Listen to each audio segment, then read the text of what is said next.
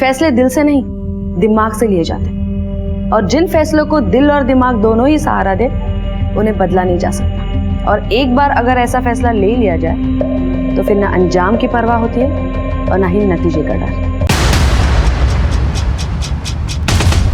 सुनो, मुझे जाने दो प्लीज। देखो तुम्हें जितना पैसा चाहिए था तुम्हें वो मिल गया है ना, अब मुझे जाने दो। नहीं, मुझे मारना मत प्लीज, मुझे जाने दो प्लीज, मुझे जाने दो प्लीज।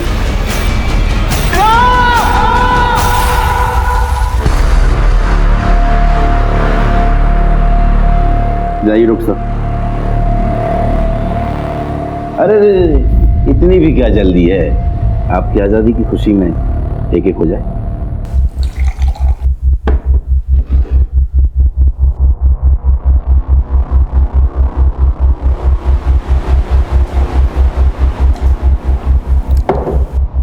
पी ली मैंने, अब जाऊं ना मैं? निकलो।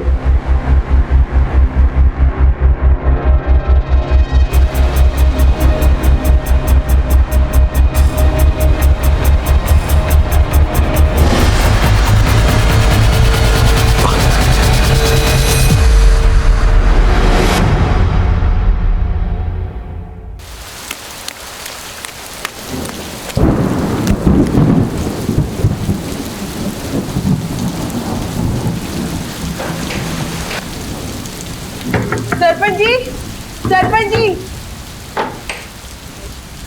अरे कविता, इतनी रात को सब ठीक तो है ना?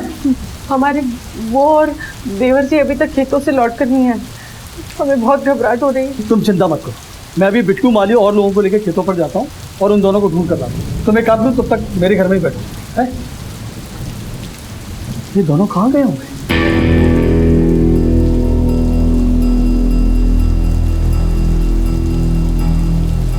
रामपाल, रामपाल भाई कहाँ हो? रामपाल भाई, श्यामपाल जी, श्यामपाल भाई कहाँ हो? रामपाल, रामपाल भाई कहाँ हो? श्यामपाल, रामपाल, कहाँ हो श्यामपाल भाई? रामपाल, रामपाल भाई कहाँ हो? रामपाल भाई, अरे भाई रामपाल गाँव। श्यामपाल भाई, ये क्या है? रामपाल जी। और ये तो रामपाल है, इसकी तो साथ में नहीं चल रही। निरंजन, पुलिस को फोन लगा। और सुन, मेरे घर से इसकी पत्नी कविता को बुला के ला, उसको वहां कुछ बताना। जा जल्दी से चल।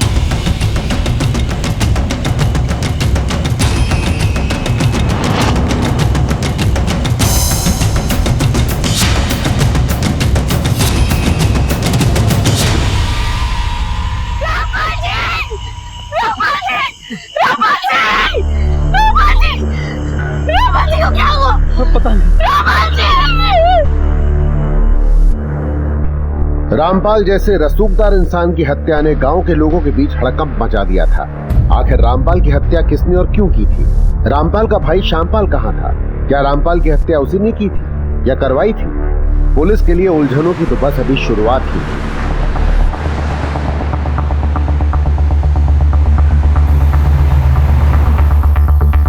आइए साहब।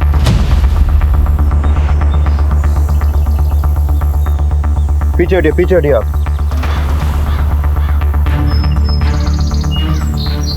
आसपास सर्च करो।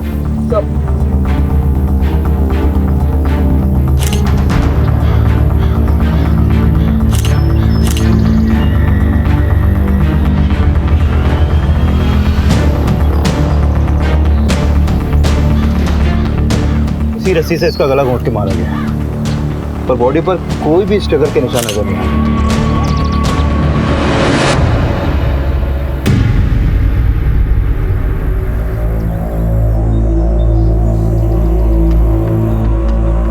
मुझे लगता है रामपाल के साथ कोई और भी था यहाँ। सर, रामपाल का छोटा भाई श्यामपाल भी गायब है। रामपाल की लाश तो हमें यहाँ मिल गई, पर श्यामपाल को हम ज्यादा अंधेरे में ढूंढ नहीं पाए।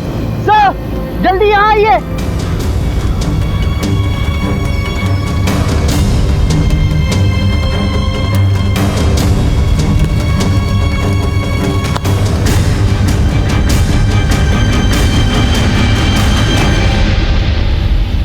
साहब ये तो श्यामपाल है। सिरी जिंदा है। यादव, इसे अपनी गाड़ी में हॉस्पिटल ले जाओ, हो सकता है बच जाए। सर ले जाओ। उठाओ इसे। आप नीचे हाथ लगाओ। ले जाओ उसे। सर कहीं ऐसा तो नहीं कि इन दोनों भाइयों के बीच में किसी बात को लेकर अनबन हो, जिसके बाद रामपाल को उसी के भाई श्यामपाल ने मार दिया हो। श्यामपाल जानबूझकर ज्यादा शराब पीने के बाद बेहोश हो गया, जिससे उस पर शक ना हो सकता है। विकास, उस रस्सी और बॉटल्स को फोरेंसिक जांच के लिए भिजवाओ। ये पता लगवाओ कि उन पर इन दोनों भाइयों के फिंगरप्रिंट्स हैं या फिर ये सब किसी और का किया धरा है। Okay sir.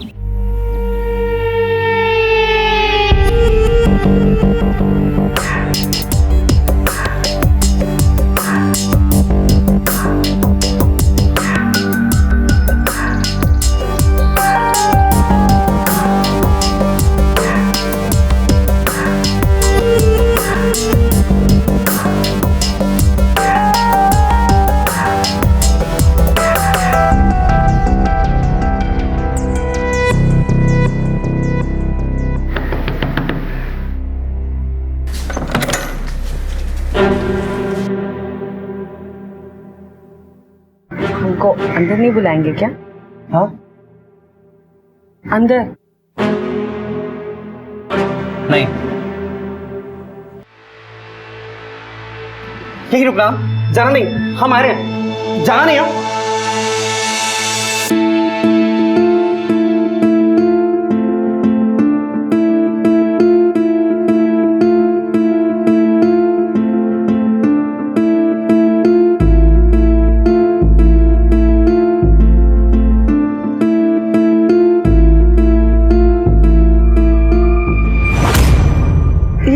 हाँ अब मारो उस पैर से।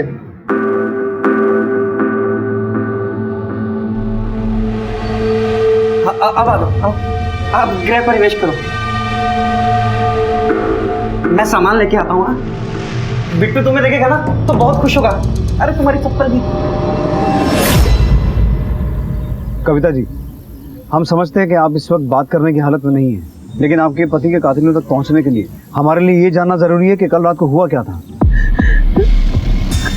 कल रात को जब बहुत देर तक मेरे पति और मेरे देवर खेत से घर लौट कर नहीं आए तो मैं सरपंच जी के यहाँ मदद मांगने गई थी। सरपंच जी! अरे कविता, इतनी रात को सब ठीक तो है ना? और रात भर ढूंढने के बाद हुआ। तो रामपाल और श्यामपाल के बीच सब कुछ ठीक था? दोनों के बीच में कोई तकलीफ नहीं थी। श्यामपाल तो अपने बड़े भैया की बहुत इज्जत करते थे और जिस तरफ आपका इशारा है वो तो होना संभव है। सरपंच साहब जी, आपको किसी पे कोई शक? नहीं सर, रामपाल और श्यामपाल के साथ इस गांव का तो कोई व्यक्ति कुछ करने वाला नहीं था। रामपाल जी के लोग बहुत इज्जत करते थे, बहुत रसूखदार शख्स था वो इस गांव का। रसूखदार और अच्छे लोगों के कत्ल नहीं होते क्या?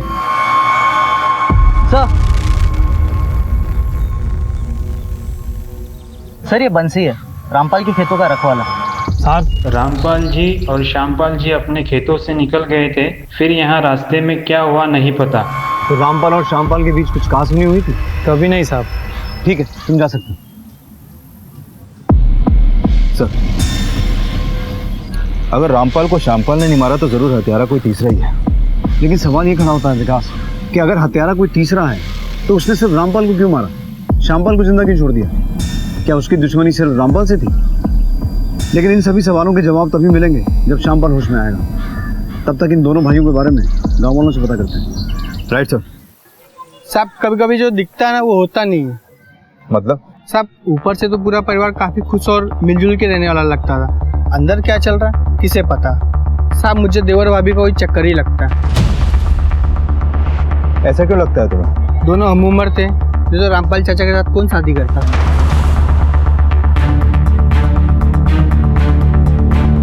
अच्छा ये रामपाल और श्यामपाल का आपस में रिश्ता कैसा था? श्यामपाल की उम्र 40 साल की हो गई और उसकी भी शादी नहीं हुई। ना खुद का घर ना खुद का पैसा, उसने अपनी पूरी जिंदगी रामपाल के भरोसे रख दी। और साहब कहता है कि जो आपको पालता है पोसता है खिलाता है पिलाता है, उसकी अच्छी बातें बुरी बातें माननी पड़े। और वैसे भी कौन से दोनों सगे थे? साहब भाइयों के बीच का तो पता नहीं, लेकिन साहब पिछले महीने की बात है। शंभू सिंह की लड़की सिमी का राजेंद्र नाम के लड़के के साथ चक्कर चल रहा था, तो मामला पंचायत में गया। सरपंच जी, ये लड़का दूसरी जाति का है और दूसरी जाति के घर में मैं अपनी बेटी का ब्याह कभी नहीं करूंगा। माफ कीजिएगा सरपंच जी, मैं बीच में बोल रहा हूँ, लेकिन मुझे शंभू की सोच बिल्कुल सही नहीं लगती। उसकी बेटी सिमी अगर इस लड़के से प्यार करती है तो दोनों की शादी करवाने में कोई बुराई नहीं है। लड़का पढ़ा लिखा है, शादी के बाद भी लड़की का ख्याल रख सकता है। तो दोनों बालिग हैं, कानून में अपना फैसला खुद कर सकते हैं। काय का फैसला? हाँ, काय का फैसला? बदनामी तो हमारी होगी ना, तुम्हारा क्या जाता है? बिल्कुल गलत सोच रहे हो। अगर इस लड़की की बदनामी हुई तो सिर्फ तुम्हारी बदनामी नहीं होगी, पूरे गांव की बदनामी होगी। मैं सिर्फ तुम्हारे बारे में नहीं, पूरे गांव के बारे में सोच रहा हूँ। हाँ, हम रामपाल जी के फैसले के साथ हैं। हम रामपाल जी के फैसले के साथ हैं। रामपाल जी के फैसले के साथ हैं। रामपाल, तुम्हें मेरे घर के निजी मामले में दखल देने का कोई हक नहीं है।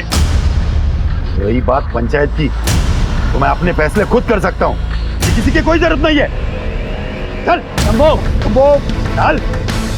उसके बाद शंभू सिंह ने सिमी को घर से निकलना बंद करा दिया, लेकिन कुछ महीनों के बाद सिमी भाग के राजेंद्र के साथ शादी कर ली। ये शंभू सिंह रहता कहाँ है? हाँ साहब, उधर रहता है। हाँ सर, तो रामपाल को तो अपने काम से काम रखना आता ही नहीं था। वो हर वक्त गांव के हर एक मामले में अपनी टांग अड़ाते रहता था। इसलिए तुमने उसे जान से मार दिया? अरे नहीं साहब, अब ये सब क्या बोल रहे? मैंने किसी को नहीं मारा। तुम कहोगे और हम मान लेंगे। अरे नहीं साहब, अम्मा कसम, हमने नहीं मारा। हम कल रात को तो घर पे ही थे। अब चाहे तो हमारी पत्नी से पूछ लीजिए। वो क्या है ना साहब, हमारी बेटी की तबीयत कल से खराब है, हम दोनों जन उसी की देखभाल में लगे थे।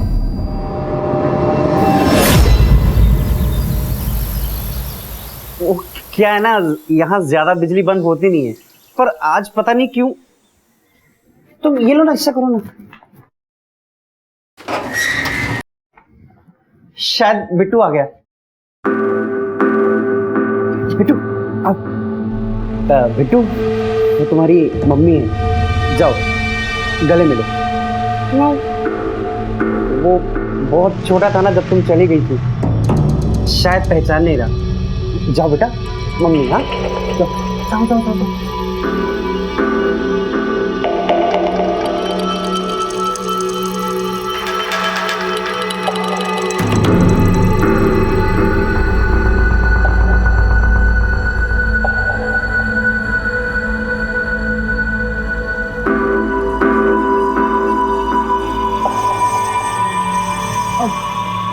सुनिए ना, वो हमको ना एक मोबाइल फोन चाहिए अभी।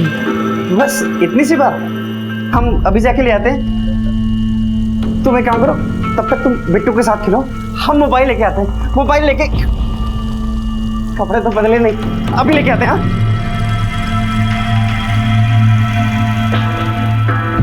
सर, मैंने शंभू के कॉल रिकॉर्ड और फोन लोकेशन डिटेल चेक किए और उसके पड़ोसियों से भी बात की। दोनों से कंफर्म है कि वो मर्डर वाली रात अपने घर पे ही था। विकास, आजकल टीवी और फिल्में देखकर बच्चों को भी पता है कि मोबाइल से लोकेशन को ट्रेस कर सकते हैं। रामपाल का दिया घाव सिमी की शादी के बाद शंभू के लिए नासूर बन गया था। हो सकता है उस रात अपने इसी घाव के इलाज के लिए वो घर से निकला हो। सर, श्यामपाल और कविता ये दोनों कई सालों से एक ही घर में रह रहे हैं। हो सकता है इस मर्डर के पीछे इन देवर भाभी के ही प्रेम प्रसंग वाला कोई एंगल हो, क्योंकि श्यामपाल और कविता की उम्र लगभग एक ही है, वहीं रामपाल कविता से उम्र में काफी बड़ा है।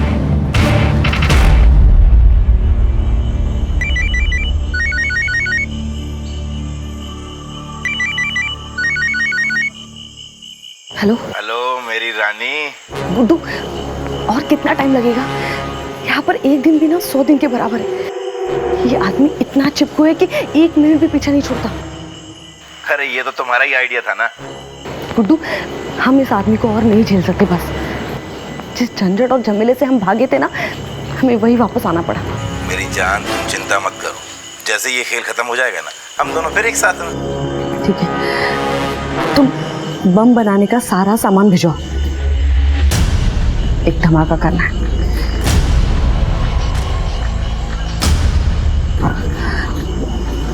सुनो, लगता है राजेश जग गया, हम बाद में फोन करते हैं, ठीक है?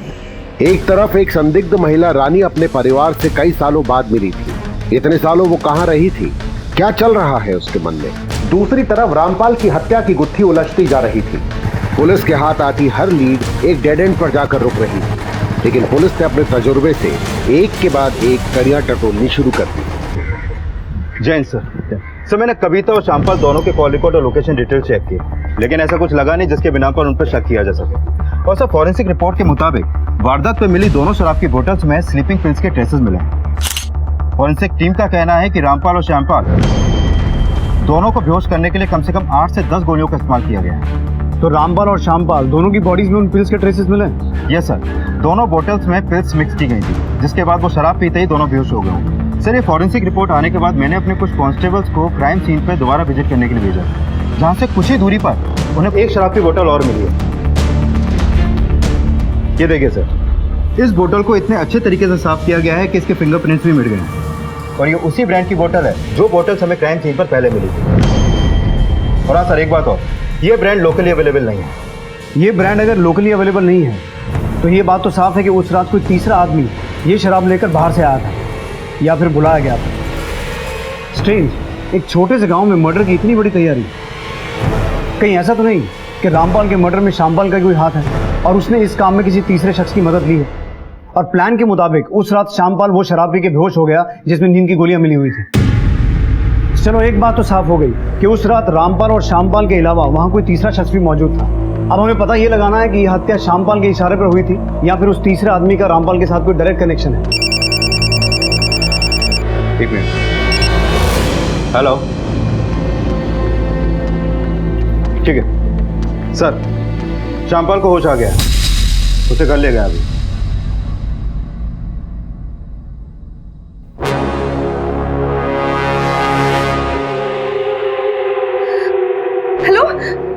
हेलो, देखो हमारी बात सुनो। देखो, जो कुछ भी हुआ ना उसे भूल जाओ। हम सब कुछ भुलाकर हम तुम्हारे पास वापस आने को तैयार हैं। बार बार फोन करना बंद करो। देखो, मैंने अपना फैसला तुम्हें सुना दिया है। अब जरा सी भी शर्म है ना तो चुल्लू पर पानी में जाके डूब मरो। और हमारे बीच में अब कुछ भी नहीं है। और वैसे भी तुम जैसी गिरी हुई औरत के लिए मैं फिर से अपनी बीवी और बच्चे को नहीं छोड़ सकता। रखो फोन, और आज के बाद कभी फोन करने की कोशिश मत करना।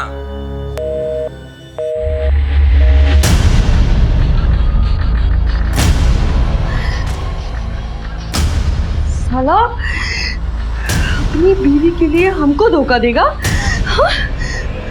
हमको छोड़ के चला जाएगा। बस बहुत हो गया। साला हम गिड़गिड़ाएंगे नहीं, अब तो ना हम बस उड़ाएंगे। अब उड़ाएंगे,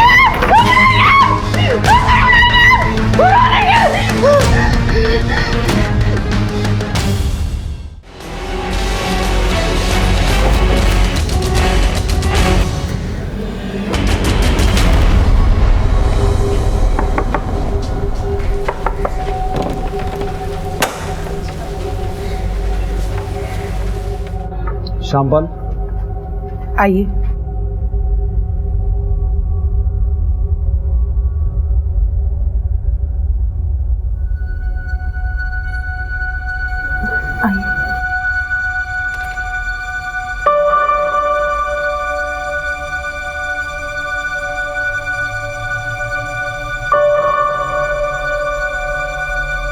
श्यामपाल, इंस्पेक्टर साहब मिलने आए हैं।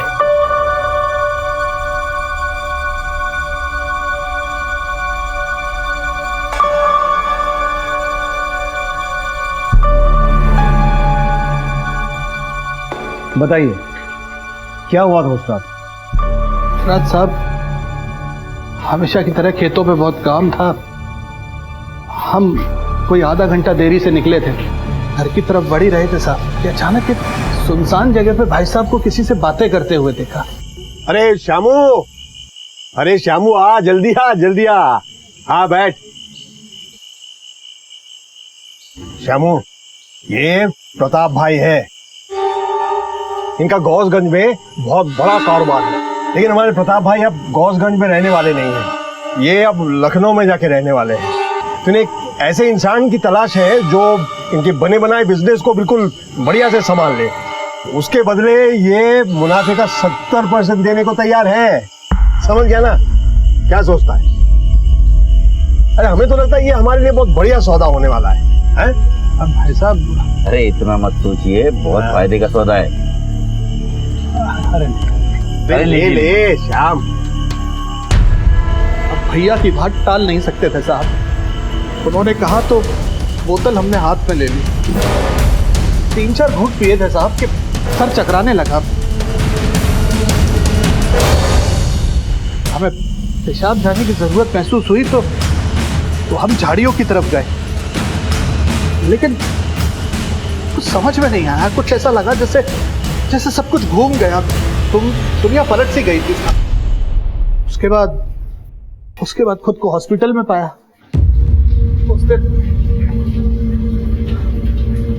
दिन पहली और आखिरी बार अगर भैया को ना बोला होता तो भैया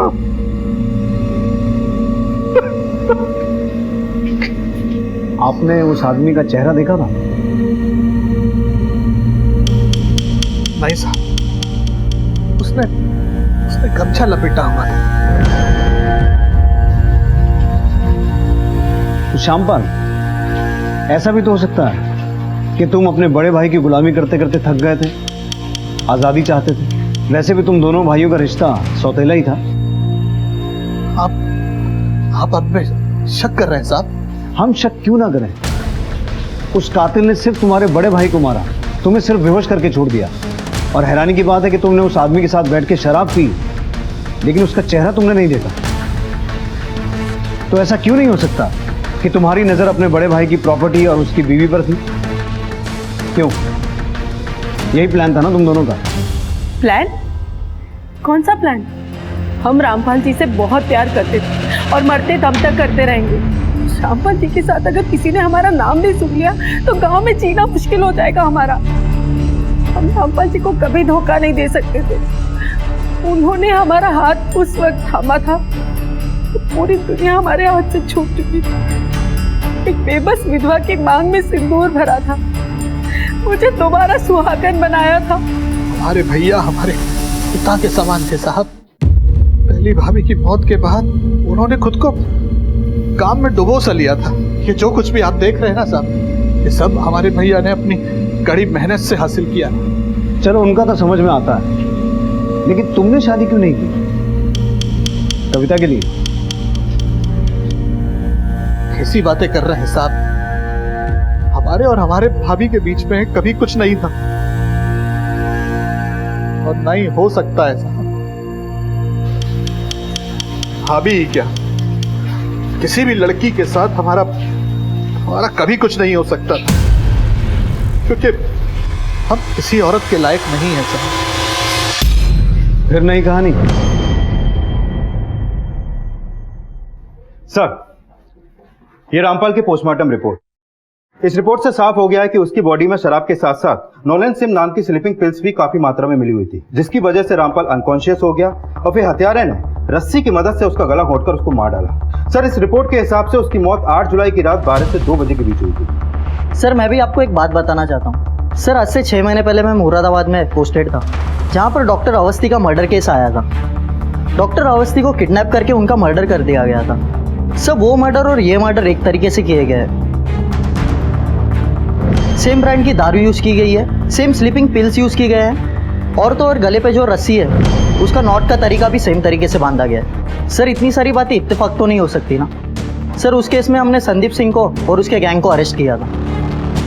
गुड ऑब्जर्वेशन यादव। एक काम करो, मुरादाबाद पुलिस डॉक्टर अवस्थी के मर्डर केस की फाइल यहाँ मंगवा लो।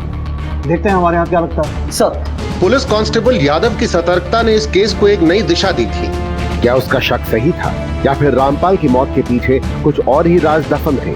दूसरी तरफ रानी किस धमाके की साजिश में लगी थी? ये दिवाली नहीं है जो पटाखे फोड़ने, बड़ा धमाका करना है, बहुत बड़ा धमाका। इसलिए अब तुम हमको ये बताओ कि सामान क्या क्या चाहिए। क्या सिर्फ आधा किलो बस होगा? हाँ, और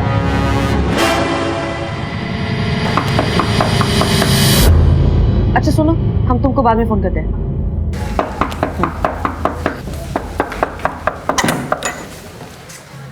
काफी देर से खटखटा रहा था, क्या कर रही थी? तुमसे मतलब? नहा रहे थे हम, कोई तकलीफ? नहीं नहीं, तकलीफ कैसी, अब तो तुम घर आ गई हो, मेरा मतलब अपने घर आ गई हो। तुम एक काम करो, तुम आराम से बैठो, मैं तुम्हारे लिए चाय बना के लाता हूँ। हाँ, और हाँ, वो काफी अच्छी लग रही हो।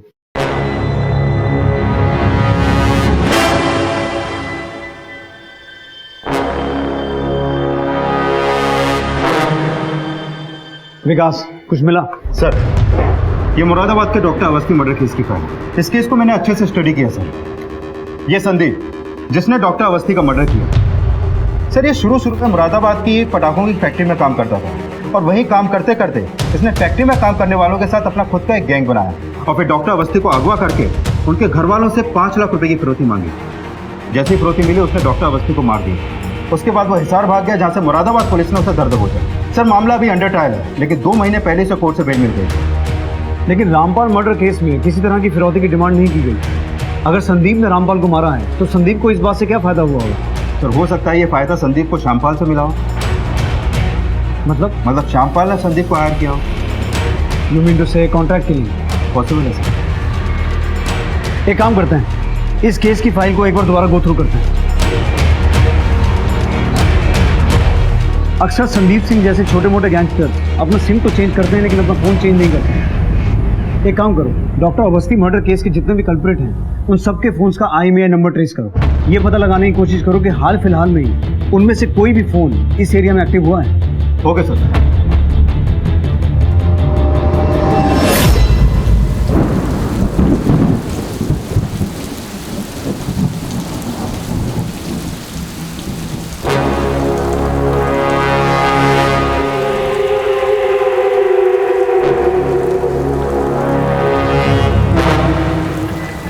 सब माल बराबर है? हाँ सब बराबर है। छाता पकड़ो, चल चल।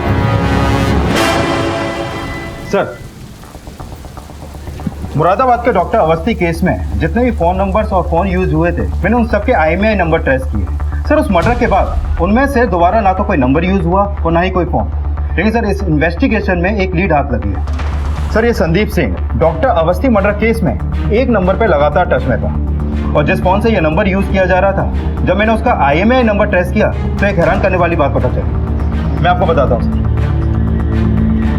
सर, डॉक्टर अवस्थी संदीप अपने फोन से लगातार एक रैंडम नंबर के टच में था। अभी संदीप का फोन तो बंद है, लेकिन मैंने चेक किया कि इस रैंडम नंबर के फोन पे लगातार time to time sim change हो रहे थे। सर इसने जितने भी सिम लिए वो सारे सिम फेक आईडीज देकर खरीदे गए। लेकिन सर हैरानी की बात यह है कि उन सारे फेक आईडीज पर एक ही फोटो यूज किया गया और ये फोटो किसी लेडी का है सर, जिसकी फोटो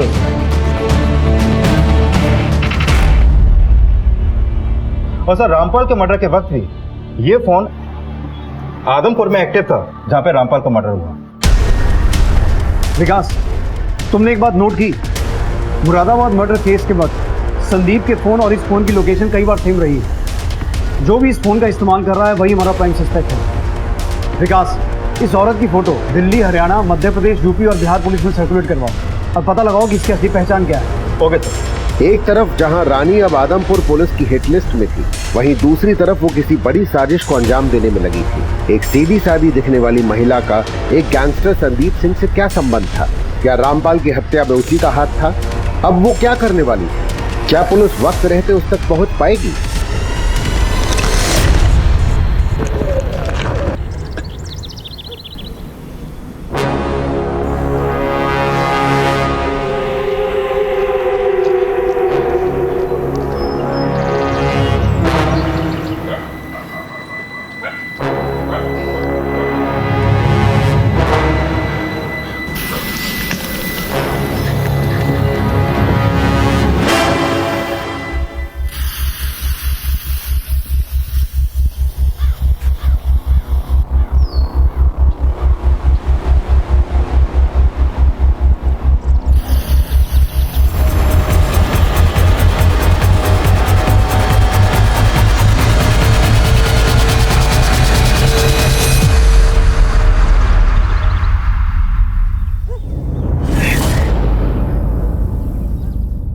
पहचानते हैं इसे? नहीं साहब, हम इसे नहीं जानते। और इसे? Excuse me sir. सर इन दोनों में से हमने किसी को भी पहले नहीं देखा। सर, मदन सिंह का फोन था। ये औरत जहाँ किराए पे रहती थी उसका पता चल गया। गुड्डू, कैसा सामान भेजा है तुमने? हाँ, बोला था गली उड़ा दूंगा, ये उड़ा दूंगा, लेकिन कुछ भी नहीं उड़ा। अरे हमने पूरा सामान थोड़ा ही भेजा था। हमने कहा था ना हम तुम्हारी मदद करेंगे, फिर कहाँ जरूरत थी होशियार बनने की। अच्छा ठीक है, जो भी करना है ना जल्दी करो।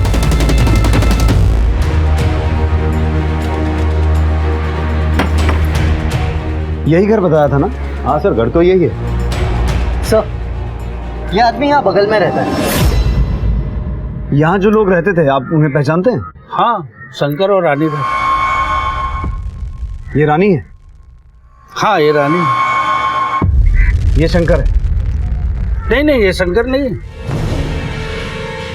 तो यहाँ जो आदमी रानी के साथ रहता था उसका स्केच बनवा सकते हैं? नहीं साहब, इतना बार तो वो लड़के को देखा भी नहीं है। ठीक है, शुक्रिया। विकास, इसका मतलब है यहाँ संदीप अपना नाम बदल के नहीं ले रहा था, ये शंकर कोई और ही है। अब बाबू, मुझे बहुत भूख लगी है, तो तुम बाजार में जाके मेरे लिए कुछ ताजा लेके आओ। ताजा चाट लेके आओ?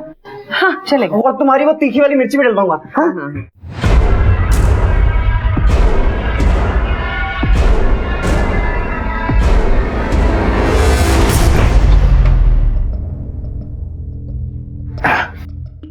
क्या हाल है मेरी जान?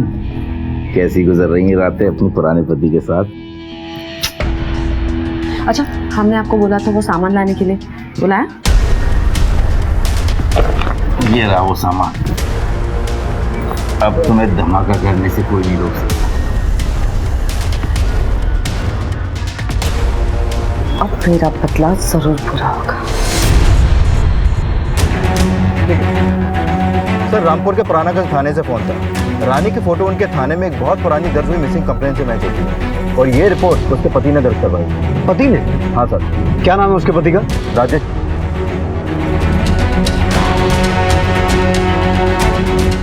ठीक है। हाँ सर।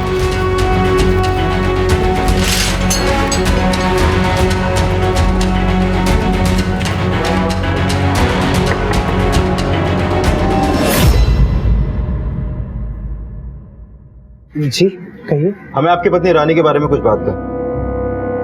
रानी के बारे में क्या बात करनी है सर? रानी एक मर्डर केस में प्राइम सस्पेक्ट है। सर, हमारी शादी 2009 में हुई थी। रानी का मायका सीतापुर में है। उसके माँ बाप बहुत गरीब थे।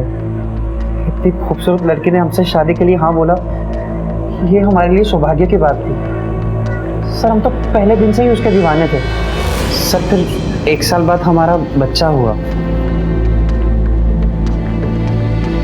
सब कुछ अच्छे से चल रहा था। फिर एक दिन हमारा चचेरा भाई संदीप आया। जब से उसका आना जाना इस घर में शुरू हुआ सर, सब बदल गया। क्या नाम बताया तुमने? संदीप सिंह। तो ये कनेक्शन है रानी का संदीप से? सर, संदीप तो उसे शुरू से ही पसंद करता था। वो तो रानी पे डोरे भी डालता था। देखिए तो संदीप जी हमारे लिए कितना महंगा तोहफा लाए। बहुत ही सुंदर है, हमें बहुत अच्छा लगा। और भाभी जी, ये भी आपके लिए। हमारे लिए? शुक्रिया संदीप जी, हमको ना आपके सारे तोहफे बहुत ही अच्छे लगे। पर संदीप, जरूरत नहीं थी इतने महंगे गिफ्ट लेके आने की। जरूरत क्या मतलब? आप तो हमारे लिए कुछ नहीं लाते हो। अगर ये हमारे लिए तोहफा लाए तो दिक्कत हो रही है आपको। आपसे तो बात करना मुश्किल है। अरे देखिए, हमको कोई तोहफा नहीं चाहिए। सर, हमारी इतनी आमदनी नहीं थी कि हम रानी को इतने महंगे महंगे तोहफे दे सके। और इस संदीप ने तो रानी पे जादू कर दिया। रानी भाग गई और उसके 2 दिन के बाद संदीप भी भाग गया। इसी के चलते हमने रानी के गुमशुदा होने की रिपोर्ट दर्ज करवाई थी। लेकिन लोकल पुलिस ने हमें बताया कि जब से तुमने रानी की FIR दर्ज करवाई है, उसके बाद से एक बार भी तुम रानी के बारे में पूछने नहीं गए। ऐसा क्यों? सर, रानी के भागने के कुछ दिन के बाद मुझे उसका फोन आया था। उसने कहा था कि हम उसे ढूंढने की कोशिश ना करें। उसने तो ये भी कहा था कि उसने संदीप से शादी कर ली। सर किसी को इस बात का पता ना चले और हमारे खानदान की बदनामी ना हो, इसलिए मैं पुलिस स्टेशन में नहीं गया सर। फिर उसके 1 साल के बाद संदीप हमसे मिलने के लिए आया। उसने हमें बताया कि रानी ने उसे भी छोड़ दिया है। संदीप ने बताया कि जब वो किशनगढ़ में था और रानी कोई जॉब कर रही थी तो वो आदमपुर के किसी आदमी के साथ चली गई है। सर संदीप कुछ दिनों के लिए यहीं रहा, फिर चला गया। उसके बाद संदीप या रानी ने कभी तुमसे कांटेक्ट करने की कोशिश की? कुछ दिन पहले संदीप ने हमें फोन किया। राजेश भाई मुझे माफ कर दो। जिस आदमी के लिए रानी मुझे छोड़कर गई थी उस आदमी ने रानी को छोड़ दिया और अब वो वापस लौट आई है मेरे पास। रानी किसके साथ भागी थी जानते हो? संदीप बता रहा था कि वो आदमपुर का कोई अमीर आदमी है, शायद शंकर। तो हाल फिलहाल में रानी या संदीप से कोई बात हुई है? सर वो 1 हफ्ता पहले ही रानी वापस आई है। तो रानी अभी यहीं है? जी हाँ सर, पर वो सुबह से कहीं गई है। हाँ मैं रानी के कमरे की तलाशी लूंगी।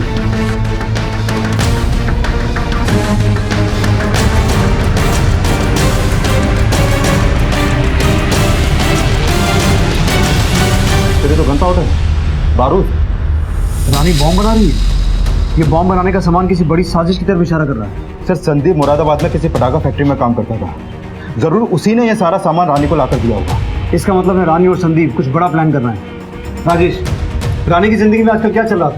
किससे मिलती जुलती थी? कोई ऐसी खास बात? मिलने जुलने का मुझे पता नहीं, पर हाँ मैंने उसे एक फोन ला के दिया था, बस वो उसी पे किसी से बात करती है बस। मुझे रानी का वो नंबर चाहिए। जी सर। बोलिए सर वो नंबर है 9820। इस नंबर की करंट लोकेशन निकलवाओ और पता करो वो किससे बात करती थी। इससे पहले रानी और संदीप अपने प्लान में कामयाब हो, हमें हर कीमत पर उन तक पहुंचना है। Okay sir. राजेश से मिली जानकारी ने इस केस को एक पक्की दिशा दे दी थी, लेकिन इन सब का रामपाल की हत्या से क्या लेना देना था? पुलिस ने रानी के नंबर को तुरंत ट्रेस करना शुरू किया। जिस मिशन को अंजाम देने के लिए रानी निकली थी उसे रोकना एक बड़ा चैलेंज था और पुलिस ने उस चैलेंज को स्वीकार किया था।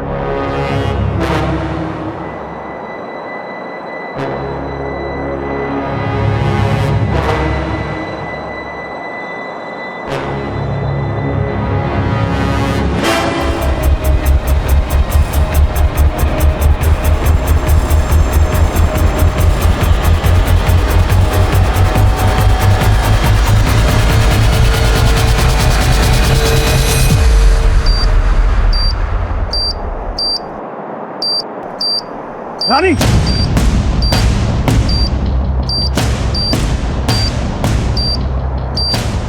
पास नहीं आना। बॉम्ब नीचे रख। पास नहीं आना। रानी बॉम्ब नीचे रख। बॉम्ब नीचे रख। हमारे पास नहीं आना। हम बता रहे हैं, हम बटन दबा देंगे। बॉम्ब नीचे रख। पास नहीं आना। हम बटन दबा देंगे। छोड़ो हम बटन छोड़ हमको। शंकर को तो छोड़ेंगे नहीं हमारा।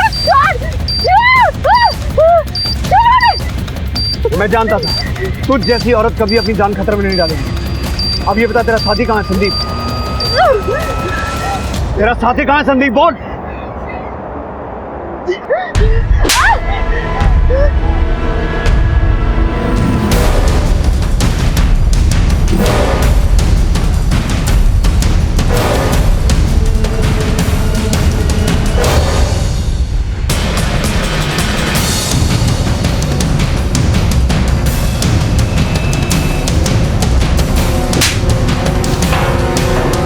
यही सोच रही हूँ ना कि हम तुम तक कैसे पहुंचे।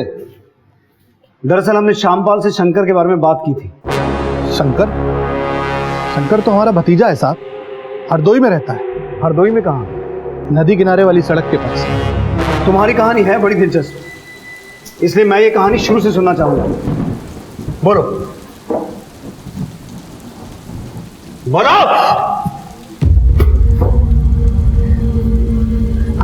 आदमपुर में शंकर के पास हमको काम मिल गया था। संदीप हमको अक्सर वही मिलने आया करता था। तब हम समझ गए कि हमको संदीप में कोई दिलचस्पी नहीं है, क्योंकि वो सिर्फ पैसा होने का दिखावा करता था। असल में उसके पास कोई पैसा नहीं था। तो इसीलिए तुमने शंकर को चारा डालना शुरू किया, क्योंकि उसके पास बहुत पैसा था।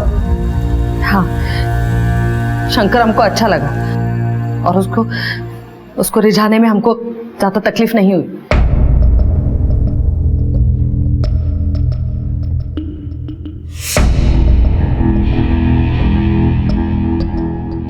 आपने पेपर्स को क्लिक नहीं किया, हम कर देते हैं। ये बहुत इम्पोर्टेंट है। ये तो प्रॉपर्टी के पेपर्स हैं। बहुत प्रॉपर्टी आपके पास? बस वो खानदानी है।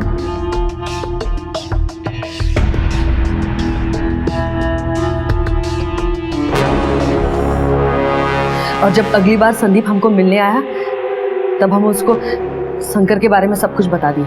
लेकिन फिर कुछ सालों बाद शंकर ने रानी को छोड़ दिया। शंकर के छोड़ने के बाद हम फिर से सड़क पर आ गए थे, इसलिए हम वापस संदीप के पास मुरादाबाद चले गए। जब रानी हमारे पास वापस लौट कर आई तब तक वो पूरी तरह से अय्याशी में डूब चुकी थी।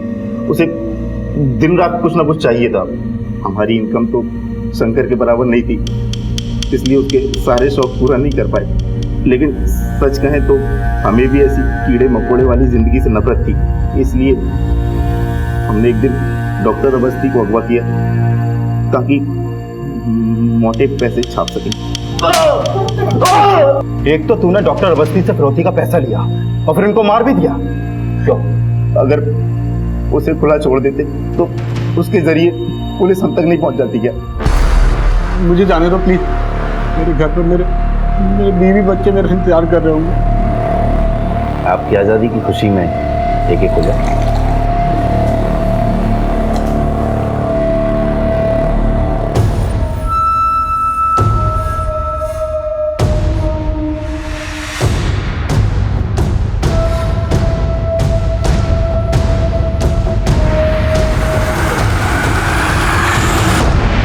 इतना सब कुछ करने के बाद भी पुलिस ने संदीप को पकड़ लिया और संदीप के बाहर निकलने से पहले हमने मुरादाबाद में एक मकान का इंतजाम कर लिया।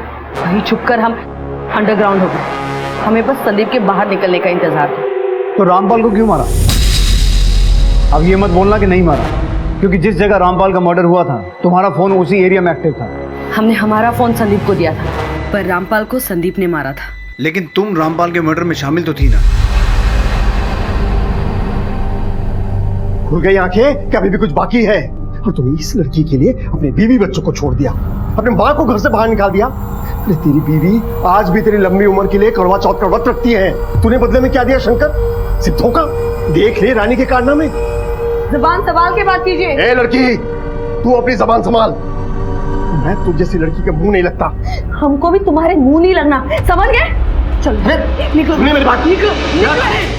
ताऊ जी बिल्कुल ठीक कह रहे हैं। साला मैं तुम्हारे प्यार में अंधा हो गया। मुझे तो पहले ही समझ जाना चाहिए था कि ना तुम अपने पति की हो सकी ना बच्चों की, तो मेरी क्या होगी।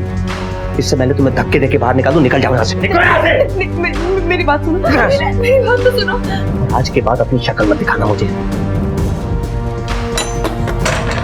शंकर ने अपने ताऊजी रामपाल की बातों में आकर रानी को छोड़ दिया। तभी से रानी घायल नागिन की तरह हो गई थी। उसने हमें छोड़ दिया, हमें ठोकर मार दी। आज तक किसी मर्द ने हमें ठोकर नहीं मारी है। उसकी इतनी औकात क्यों? अरे क्या कर रही हो? बात करो भाई। अरे चुप करो, पागल हो क्या? हम उसे छोड़ेंगे नहीं। हाँ नहीं छोड़ेंगे छोड़ेंगे नहीं हम उसे। नहीं छोड़ेंगे, आराम से। और हमारी बात सुनो, तुम जैसा कहोगी हम वैसा करेंगे। बाबू, तुम हमारा एक काम करोगे? हाँ? क्या? तुम रामपाल को मार दो। रानी हमारे साथ अपराध की दुनिया में कदम रख चुकी थी, इसलिए हमने उसका साथ दिया। और सिर्फ उस रात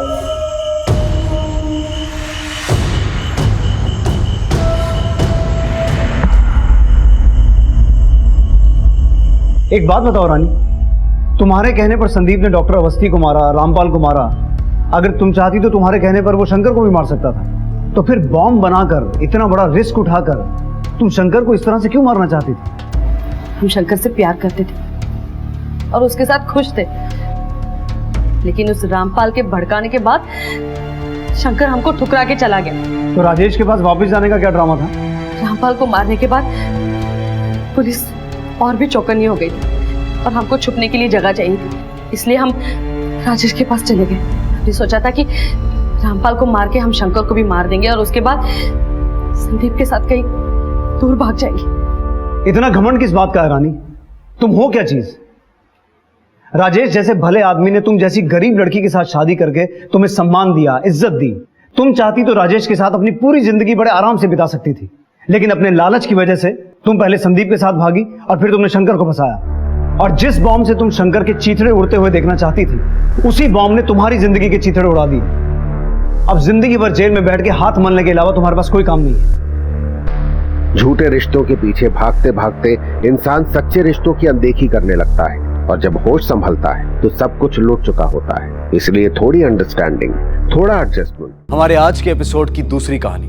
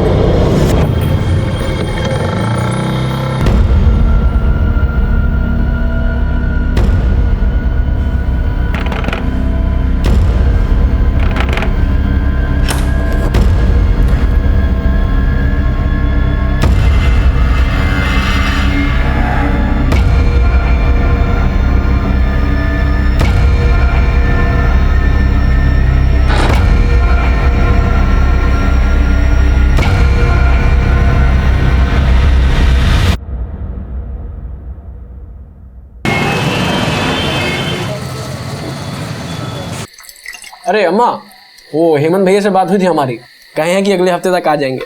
अरे वाह, ये तो बहुत ही अच्छा बात है। छुट्टी मिल गया क्या उसको? अरे अम्मा, अगर छुट्टी नहीं मिलती तो आते कैसे?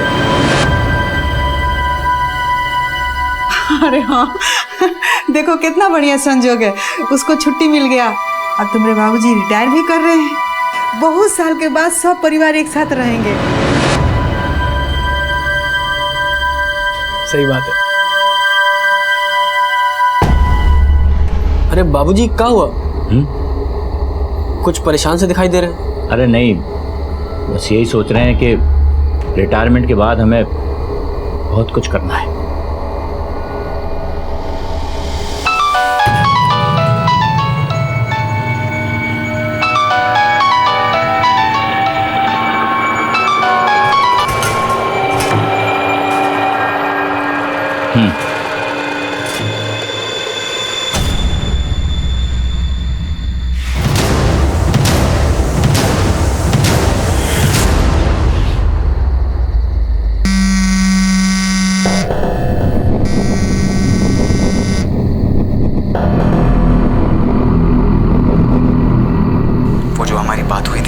अंजाम देने का वक्त आ गया है।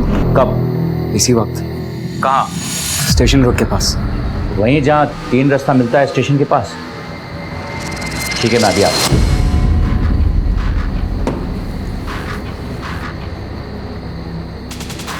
इतना रात को तैयार होके कहाँ जा रहे हैं?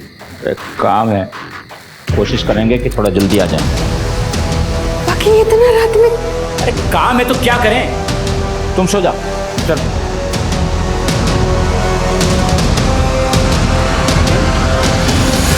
The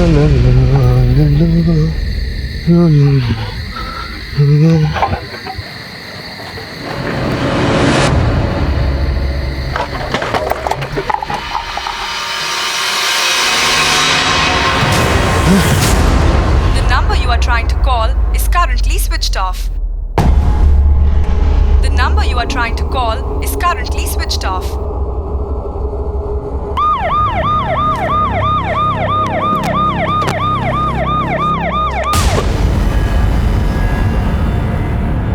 बॉडी पे 3 गोलियों के निशान है। गोलियां बहुत नज़दीक से मारी गई हैं, पॉइंट ब्लैंक रेंज, शायद रिवॉल्वर से शूट किया गया है। और कुछ आईडी वगैरह चेक करता हूँ सर। देखो, तुमने फोन किया था? हाँ साहब। यहाँ से किसी को आते जाते या भागते हुए देखा? नहीं साहब, नहीं, हम आए तो कोई नहीं था यहाँ पे, अकेले थे। सर, विक्टिम के जेब से आईडी मिली है। विक्टिम का नाम है ओम मंडल, इनकम टैक्स डिपार्टमेंट में काम करते हैं। इनकम टैक्स डिपार्टमेंट के आदमी को इस तरह मारने का क्या कारण हो सकता है? ए बेटा पवन, ए बेटा उठो ना जल्दी से। देखो ना, तुम्हारे पापा बाहर बोल के गए कि आते हैं, इतना देर होगा आए ही नहीं। अम्मा कुछ बता रहे कि कहाँ जा रहे हैं? बोले थे कि काम से जा रहे हैं, आ जाएंगे। अच्छा रुको, तुम टेंशन ना लो, हम लगाते हैं। The number you are trying to call is currently switched off. क्या हुआ? अम्मा उनका फोन तो बंद आ रहा है। अच्छा एक काम करो, पापा जहाँ काम करते हैं ना, उस साथ में लोग जो काम करता है, उन लोग को फोन करके पूछो तो कहीं उन लोग को कुछ पता हो।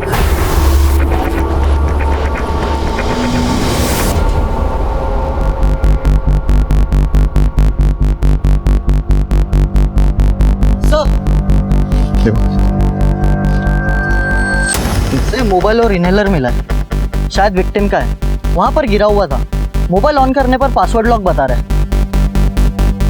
उस तरह देखो वर्मा, सर चेक करो।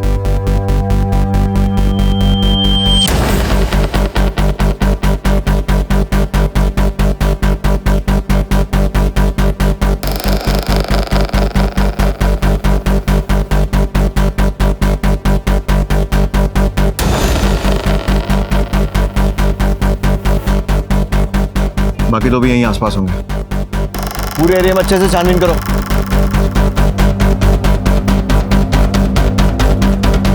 ये सीसीटीवी दोनों का फुटेज निकलवा सर, और विक्टिम की फैमिली को इन्फॉर्म करना पड़ेगा। जी सर।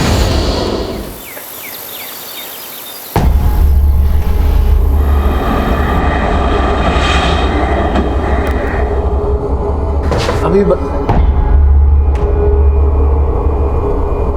ओम मंडल? हाँ, हमारे बाबूजी। स्टेशन के पास 3 रास्ता पर उनकी लाश मिली, किसी ने उन्हें गोलियां मारी। लाश?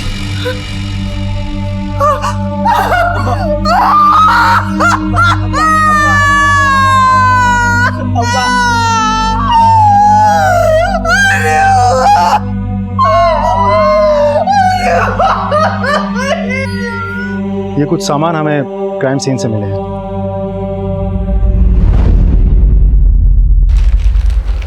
सर ये तो हमारे बाबूजी का है। अगर आप इस फोन को अनलॉक करके दे तो हम इन्वेस्टिगेशन आगे बढ़ा सकते हैं। सर हमारे बाबूजी अपने मोबाइल का पासवर्ड किसी को नहीं बताते थे। शायद आपकी माँ को मालूम है? उनको भी नहीं पता सर। आपके बाबूजी की किसी से कोई दुश्मनी या फिर कोई झगड़ा? नहीं सर, हमारे बाबूजी तो बहुत साधारण आदमी थे, उनकी किसी से दुश्मनी तो छोड़िए, उन्हें कभी किसी से ऊंची आवाज में बात तक नहीं की होगी। वो इनकम टैक्स डिपार्टमेंट में थे, तो ऑफिस तो 6 बजे तक बंद हो जाता होगा। इतनी रात को बाहर क्या कर रहे थे? अरे वो कभी घर से बाहर नहीं जाते थे, रात को पता नहीं किसका फोन आया, हम चले गए।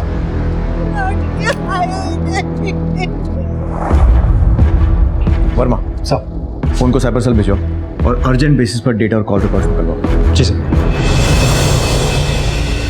सर ओ हाँ वर्मा, सॉरी सर, आप खा लीजिए, मैं बाद में आऊँ। अरे नहीं, आओ बैठो। Thank you. बोलो क्या खाओगे? गरम गरम? नहीं सर, मैं लंच करके आया। पक्का? अच्छा, ज़रूरी बात, ओम मंडल की कॉल डिटेल निकलवाना बहुत ज़रूरी है। हमें यह पता करना है कि उस रात को किसका फ़ोन आया था जिसके बाद वो इतनी रात को घर से निकली। सर सॉरी सर, मैंने आपको डिस्टर्ब किया। नहीं बोलो सर, हमने उस जगह काफ़ी लोगों से बातचीत की है, लेकिन किसी ने कुछ सुना है ना देखा है। और हाँ सर, क्राइम स्पॉट पे 2 सीसीटीवी फुटेज में से एक कैमरे का फुटेज तो करप्ट निकला है और दूसरे कैमरे का फुटेज ये रहा। लगाओ।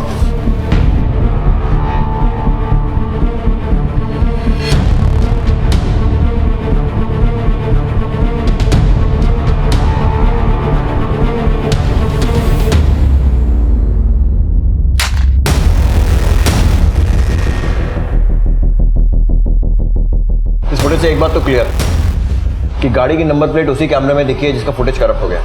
उस फुटेज को फौरन आईटी सेल भेजो और उनसे बोलो किसी भी हालत में उसे रिकवर करें। गाड़ी का नंबर मिलना बहुत ज़रूरी है। जिस तरीके से इस हत्या को अंजाम दिया गया है, 38 mm Italian revolver, professional killers, बहुत सोच समझकर ओम मंडल की हत्या की गई। ढूंढ निकालो। बाबूजी की बॉडी को आने में 2 घंटे और लगेंगे। मैंने और भी लोगों से बोल दिया वो खबर।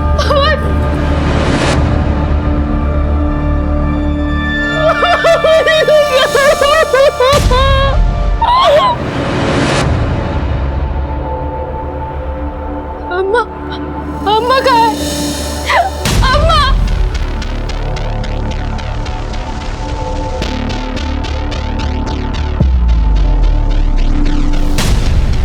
सर हम 3 भाई बहन, हेमंत भैया सबसे बड़े। उनकी शादी 4 साल पहले ही अंजलि भाभी से हो गई थी। हेमंत भैया गुजरात में कॉटन मिल में काम करते। अंजलि भाभी का मायका यही है, तो वो मायके आई हुई थी। जैसे ही उनको खबर मिली वो तुरंत घर आ गई। हेमंत अभी कहाँ है? सर वो भी आ रहे हैं रास्ते में। और तुम्हारी बहन? सर प्रिया, वो तो अपने पति के साथ घर आ चुकी है। उसका पति सुमित इंश्योरेंस एजेंट है। तुम्हारी शादी नहीं हुई? नहीं सर, लेकिन हमारी सगाई हो चुकी है। बाबूजी ने ही नेहा को हमारे लिए पसंद किया। सब कुछ अच्छा चल रहा था, अचानक किसकी नजर लग गई। चिंता मत करो, तुम्हारे पिता के हत्यारों को बहुत जल्दी खोज निकालेंगे। फिलहाल घर जाओ, जरूरत पड़ी तो दोबारा बुलाएंगे। जी सर।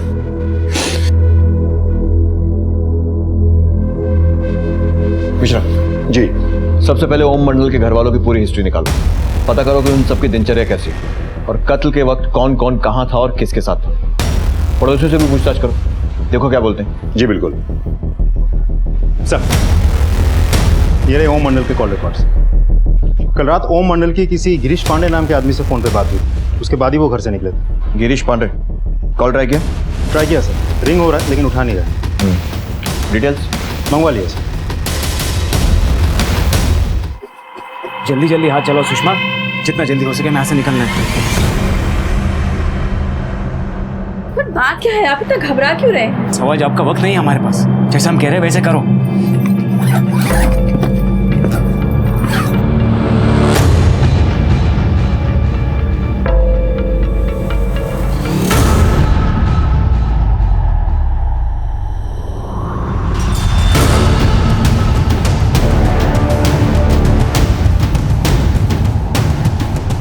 ओम मंडल की अचानक हुई हत्या ने छोटे से मुंगेर शहर में बहुत बड़ी सनसनी फैला दी थी। आखिर ओम की हत्या किसने और क्यों की थी? वो शख्स कौन था जिसने ओम से उस रात फोन पे मिलने की बात की थी? क्या ओम की हत्या में उसी का हाथ था? पुलिस के लिए एक बहुत कठिन केस की ये महज शुरुआत थी। साहब, ओम भाई की लड़की प्रिया बीच में गायब हो गई थी। पूरे मोहल्ले में इस बात की चर्चा थी। वही साहब, लव सब का चक्कर था। कुछ महीने पहले की बात है। प्रिया बिना किसी को बताए हुए अपने बॉयफ्रेंड सुनील के साथ भाग गई थी। मैं कहता हूँ निकलो यहाँ से, चलो। शर्म नहीं आई तुझे? पूरे समाज के सामने हमारी इज्जत पे गोबर पोत दिया तूने। पर बाबूजी, सुमित में खराबी क्या है? हम प्यार करते हैं एक दूसरे से। बाहर में जाओ तुम और तुम्हारा प्यार। चलो निकलो, मैं कहता हूँ निकलो यहाँ से। और देखिए, सब हम ही को देख रहे बाबू। अब जो हो गया वो तो बदल नहीं सकते ना बाबूजी। आशीर्वाद दे दीजिए। अरे बाहर में गया तू और तेरा आशीर्वाद। पता नहीं किस गंदी नाली के कीड़े के साथ प्यार रचाया तूने। न नाम देखा न खानदान। सर। हाँ वर्मा। पड़ोसियों से पूछताछ करके पता चला कि ओम मंडल की बेटी प्रिया ने भाग के शादी की थी और प्रिया के पति के साथ ओम मंडल की कहासुनी भी हुई थी। एक और बात सर, ये गिरीश पांडे बिहार समाचार पत्रिका में सीनियर एडिटर और क्राइम रिपोर्टर है। अब समझ में नहीं आ रहा है इस गिरीश पांडे के साथ ओम मंडल का क्या कनेक्शन हो सकता है। वो तो ये गिरीश ही बता सकता है। उसको थाने ले करो। और ये प्रिया का हस्बैंड सुमित और उसके सारे घर वालों के कॉल रिकॉर्ड भी निकलवाओ। सर।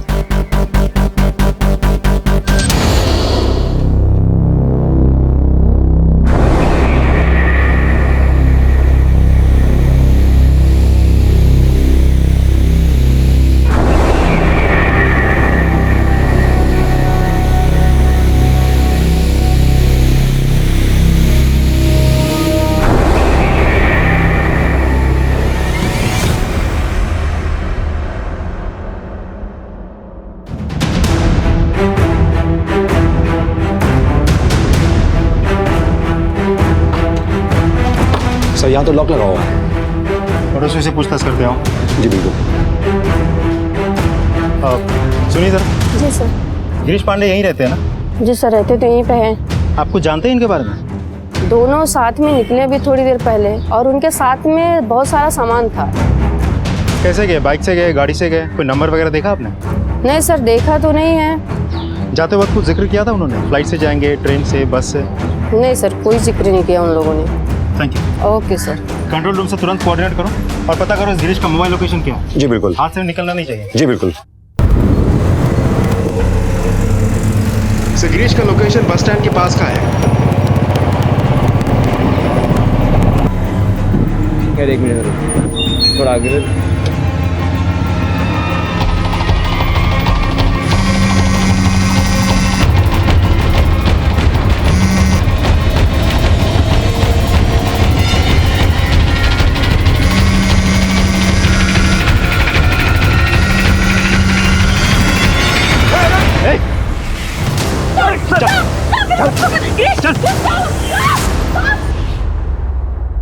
जी सर, उस रात मैंने ओम जी को फ़ोन किया था।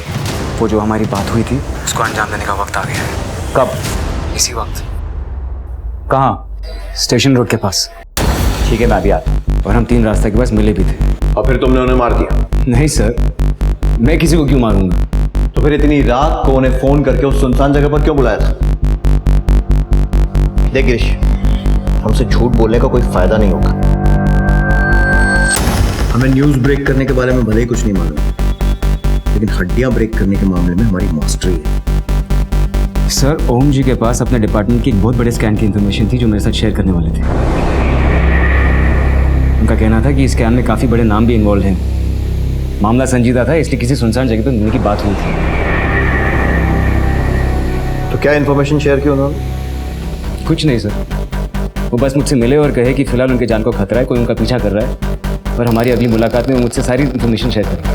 अगर तेरी बात झूठी निकली ना, तो जिस अखबार के लिए काम करता है ना, उसकी अगली हेडलाइन तेरे नाम की हो। अभी जाने दे रहा हूँ, लेकिन शहर छोड़कर मत जाना।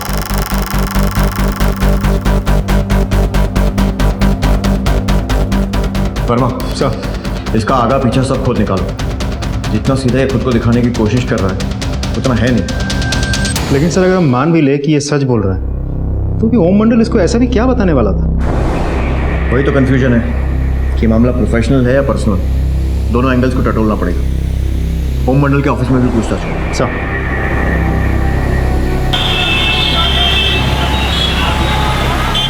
सर, ओम साहब तो बहुत अच्छे इंसान थे, बिल्कुल हीरे जैसा दिल था उनका।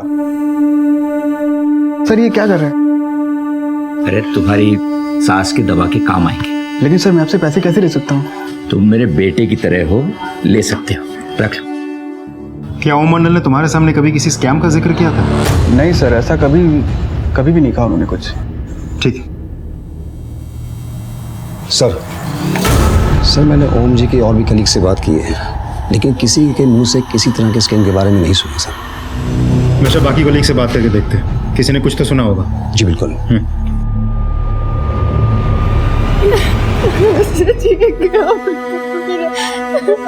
क्या करेंगे? सब ठीक हो जाएगा। प्रिया, यही सही मौका है, अपने भाइयों से हिस्से के बारे में बात कर। सुमित, हमने तुमसे कहा ना, हमें कोई हिस्से विस्से की बात नहीं करनी। और अगर तुम्हें इतनी पड़ी है तो तुम खुद जाके बात कर, हमसे नहीं होगा।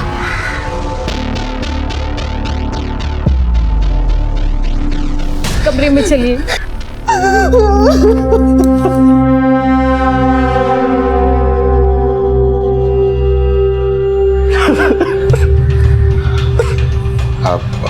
हेमंत भैया, देखिए, हम जानते हैं कि ये सही वक्त नहीं है ये सब बातें करने का, लेकिन बात इतनी ज़रूरी है कि। सुमित, क्या बात है? खुल के साफ साफ बोलो। वो हम ये कहना चाहते थे कि बाबूजी के मरने के बाद उनकी प्रॉपर्टी का 3 बराबर हिस्सा होना चाहिए और कानूनी रूप से प्रिया का भी एक हिस्सा बनता है। ये कैसी बात कर रहे हो तुम? बाबूजी की चिता अब तक ठंडी नहीं हुई है और तुम अपने रंग दिखाने लग गए। संभालो भैया। ये सुमित, इस बारे में हम बाद में बात करते हैं।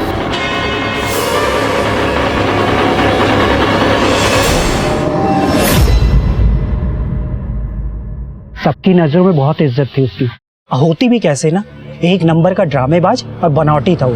मतलब सर कई बार मैंने उसको किसी के साथ फोन पर खुसू फुसू करते हुए देखा था, और ऑफिस के वक्त भी बीच बीच में गायब हो जाता था 2-3 घंटे के लिए। मुझे लगा कि कोई लड़की का चक्कर होगा। अच्छा ये बताओ कि ओम किसी स्कैम वगैरह के बारे में पता कर रहा था? सर वो 2 नंबरी जर्नलिस्ट गिरीश को तो जानते ही होंगे आप। हमारे ऑफिस में भी कई लोगों को ब्लैकमेल कर चुका है। आज से कुछ महीने पहले मैंने ओम को गिरीश के साथ जाते हुए देखा था। ओम की अचानक हुई हत्या ने जहां कई सवाल खड़े कर दिए थे, वहीं उसके किरदार के कई पहलू भी सामने आने लगे थे। आखिर ओम की जिंदगी से जुड़ी ये संदिग्ध महिला कौन थी? क्या ओम की हत्या से इसका कोई वास्ता था? पत्रकार गिरीश की बातों में कितनी सच्चाई थी? क्या वाकई किसी घोटाले की जानकारी ओम के पास थी, या खुद ओम किसी घोटाले को अंजाम दे रहा था? जिस रात ओम मंडल जी की हत्या हुई, तुम और सुमित कहाँ थे? जी हम दोनों उस रात अपने घर पे ही थे। अपने पिता से आखिरी बार कब मिली थी? देखो, हमें तुम्हारी और सुमित की लव मैरिज और उससे जुड़े पूरे टंटे के बारे में मालूम है, तो बेहतर यही होगा कि जो कुछ भी है साफ साफ बता दो। देखिए उस बात को तो 6 महीने से भी ज्यादा हो चुका है। वैसे भी ये बात मुझे जिंदगी भर खाएगी कि मैं अपने बाबूजी के मौत से पहले उनके साथ अपने रिश्ते नहीं सुधार पाई। तुम्हारे बाबूजी की हत्या की खबर सुनकर सुमित का क्या रिएक्शन था? सिर्फ सुमित बाबूजी को अपने पिता समान मानता था। उनकी मौत की खबर सुनकर उसको भी बहुत धक्का लगा। धक्का? हमने तो सुना कि दोनों के बीच में धक्का मुक्की हुई थी। पता नहीं किस गंदी नाली के कीड़े के साथ प्यार रचाया तूने। न नाम देखा न खानदान। बाबूजी, आप हमारे खानदान पे ना ही जाए तो बेहतर होगा, वरना हम भूल जाएंगे। क्या वरना? पवन तो हट, चल बाहर। बाबूजी ने बोला बाहर निकले। चल बाहर।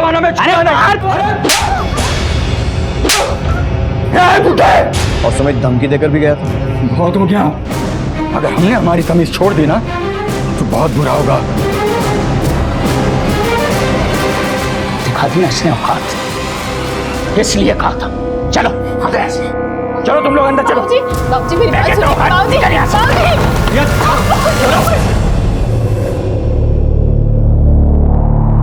नहीं सर, बाबूजी बस हमारी शादी से नाखुश थे, नाराज थे, बस इसलिए थोड़ा सा कहासुनी हो गई।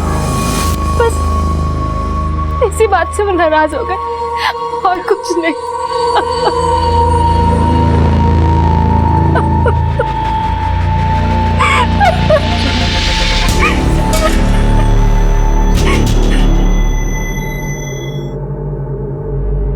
तुम उस रात कहाँ थे? सर हम गुजरात में थे। इसी हफ्ते 1 हफ्ते की छुट्टी लेके अपने घर आने वाले थे, लेकिन उससे पहले ही बाबूजी। तुम्हें किसी पे शक है?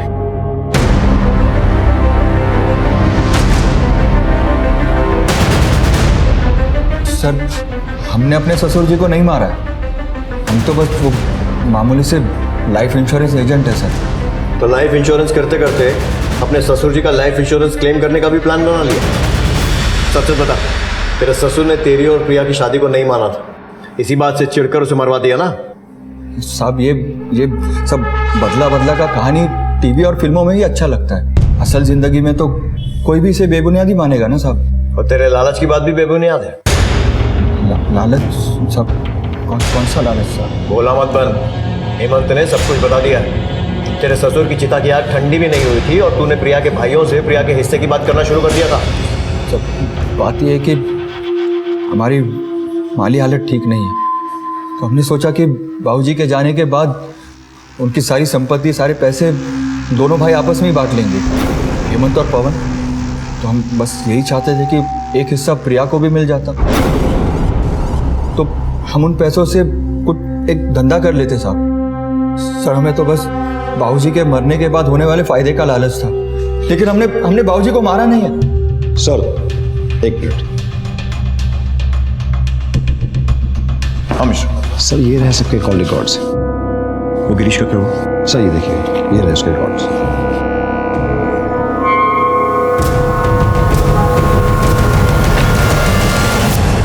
गिरीश पांडे क्राइम रिपोर्टर, तो इतना तो मालूम ही होगा, क्राइम नेवर पेज। तुम्हारे कॉल रिकॉर्ड्स के हिसाब से तुम उस जगह मौजूद थे जहां ओम मंडल की हत्या हुई, और तुम्हें खुद ब्लैकमेलिंग के जुर्म में अरेस्ट किया गया था। और ओम मंडल भी तो कोई स्कैम उजागर करना चाह रहे थे ना, तो 2 और 2 4 मिलकर सारे रास्ते तुम्हारी तरफ ही इशारा कर रहे हैं।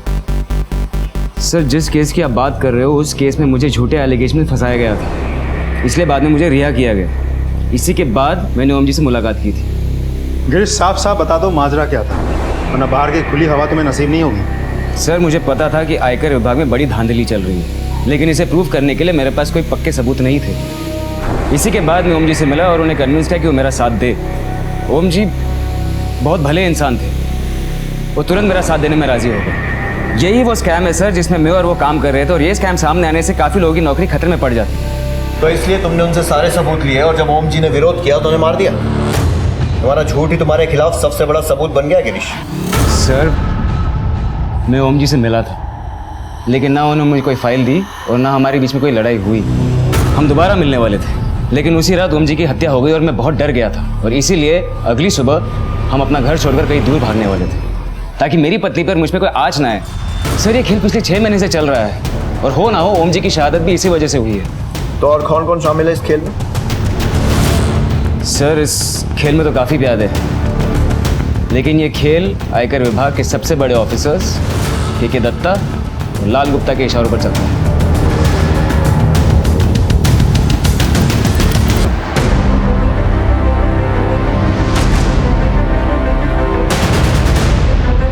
कुछ मिला मनोज? सर, पूरा घर छान मारा, कुछ नहीं मिल रहा है। गिरीश ने के दत्ता और लाल गुप्ता के बारे में बताया और यहाँ उनका कोई सुराग नहीं है। आप लोगों को मालूम है ओम जी इनकम टैक्स डिपार्टमेंट के किस स्कैम को उजागर करना चाह रहे थे? बाबूजी ने तो हमें इस बारे में कुछ भी नहीं बताया था। अम्मा, तुम्हें कुछ पता था क्या? नहीं बेटा, हमको भी कुछ नहीं पता है। नहीं वर्मा, दत्ता पर इस तरह हाथ नहीं डाल सकते। उससे पूछताछ करने के लिए कुछ ठोस सबूतों की जरूरत पड़ेगी। उसकी पहुंच डिपार्टमेंट के हर बड़े ऑफिस में।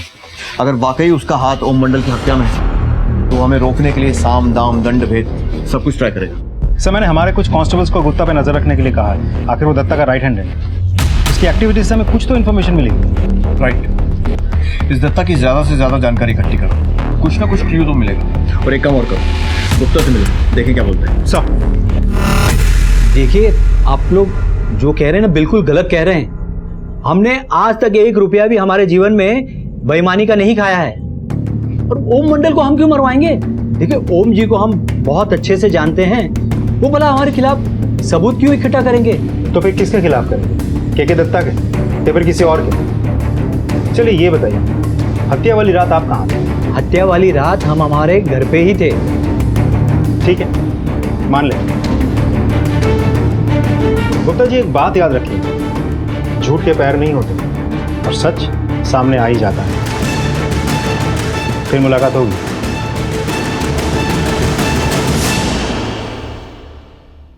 सर, और मैं इनकम टैक्स ऑफिस गया था, लाल गुप्ता से बात हुई मेरी, लेकिन वो जैसे बात कर रहा था मुझे ऐसा लगता है वो हमसे कुछ छिपा रहा है। वर्मा, इस लाल गुप्ता की सारी हिस्ट्री खोद निकालो, इसकी एलाबाई, कॉल रिकॉर्ड, सब कुछ। अच्छा, वो मिश्रा ने दत्ता के बारे में पता किया? सर, सरप्राइजिंगली दत्ता खुद आपसे मिलना चाहता है। देखिए ठाकुर साहब, ना तो मैं किसी स्कैम में शामिल हूं और ना ही मैंने ओम मंडल जी का मर्डर किया। आप चाहें तो अपने तरीके से इसकी जांच करवा सकते हैं। आपको क्या लगता है ओम मंडल को किसने मारा होगा? ये तो हम नहीं बता सकते, लेकिन एक काम की बात आपको बता सकता हूं। जिस स्कैम की आप बात कर रहे हैं ना, इस स्कैम में ओम मंडल खुद लिप्त है। क्या आप चाहें तो उनके बैंक अकाउंट चेक कर सकते हैं, आपको खुद ब खुद इसकी जानकारी मिल जाएगी। अब आप ही बताएं कि एक सीधे साधे इंसान का ये टेढ़े तिरछे जर्नलिस्ट से क्या संबंध हो सकता है? अम्मा, हमें ना हर हाल में ये बात सबसे छुपा कर रखनी होगी। अगर किसी को पता चल गया है ना तो बवाल हो जाएगा।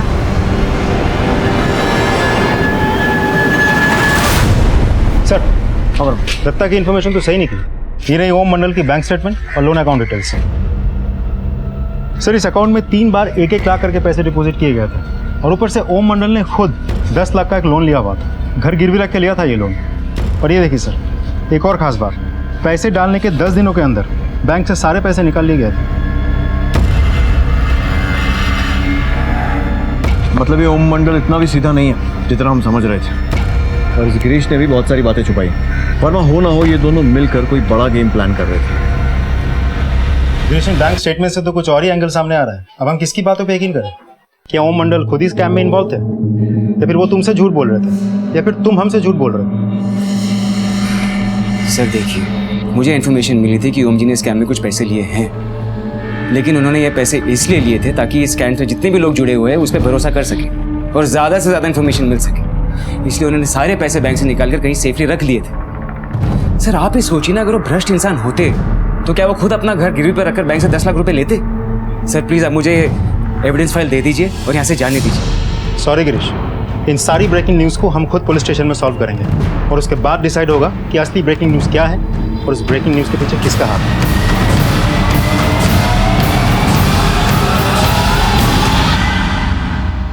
सर ये है हमारे घर के मॉर्गेज पेपर।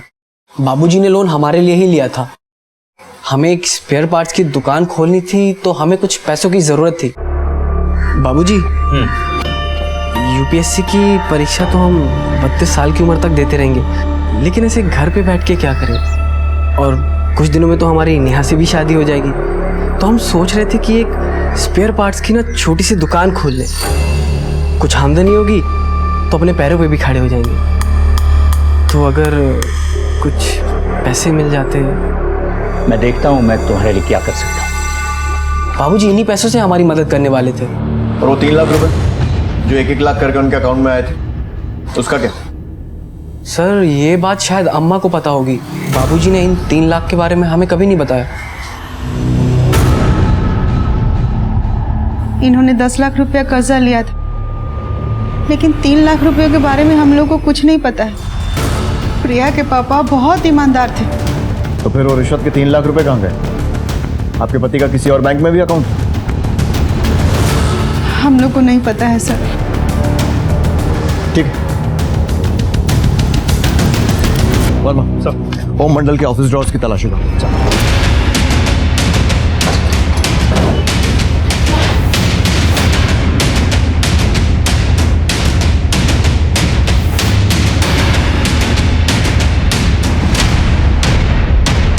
सर ओम मंडल के सीक्रेट अकाउंट में सिर्फ 50,000 रुपए को ही एंट्री है।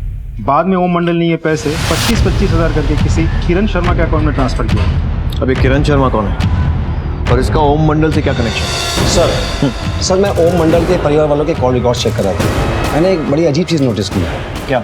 सर ओम मंडल की हत्या वाली रात ओम का बड़ा बेटा हेमंत गुजरात में नहीं बल्कि यहीं मुंगेर में था। तुम्हारी जेब में पड़े इस छोटे से मोबाइल ने तुम्हारी पोल खोल दी। अब सच सच बता दो कि हुआ क्या था। सर हमने कुछ गलत नहीं किया। हमारी अम्मा को हमारे ससुराल वाले बिल्कुल पसंद नहीं, इसलिए जब भी अपने ससुराल जाते तो अम्मा को कुछ नहीं बताते। एक झूठ बोलकर अगर अम्मा के हरकम से बचा जा सके तो इसमें बुराई क्या है सर?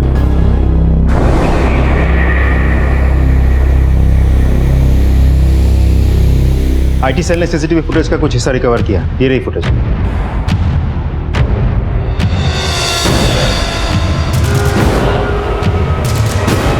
इस फुटेज में जो बाइक नजर आ रही है, ऐसी तो सैकड़ों बाइक्स होंगे शहर में।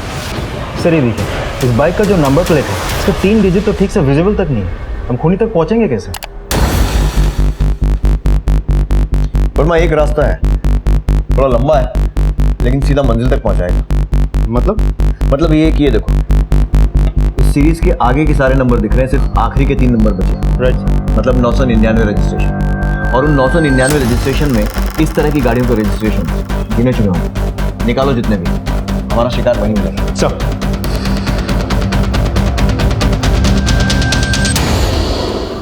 ये घर में ना सबके चेहरा पे एगो नकाब है, सब के सब झूठे, सब हमसे बात छुपाता। अम्मा, हेमंत भैया तो आपसे बात इसीलिए छुपाते थे ताकि आपको बुरा ना लगे। हमें माफ कर दो अम्मा, हम आपका दिल नहीं दुखाना चाहते थे, इसलिए वो बात हम आपको नहीं बताएं।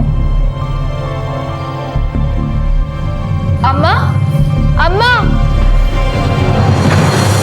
सर, किरण शर्मा का पता चल गया है। उम्र करीब 30 साल, एक प्राइवेट फर्म में काम करती है। लेकिन अभी तक हमें ये पता नहीं चला कि किरण शर्मा ओम मंडल को कैसे जानती थी। लेकिन मोबाइल लोकेशन के हिसाब से ओम मंडल अक्सर किरण के घर जाता है।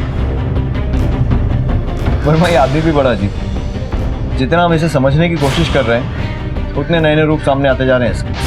कभी इसकी हत्या का शक घर वालों पर जाता है और कभी बाहर वालों पर।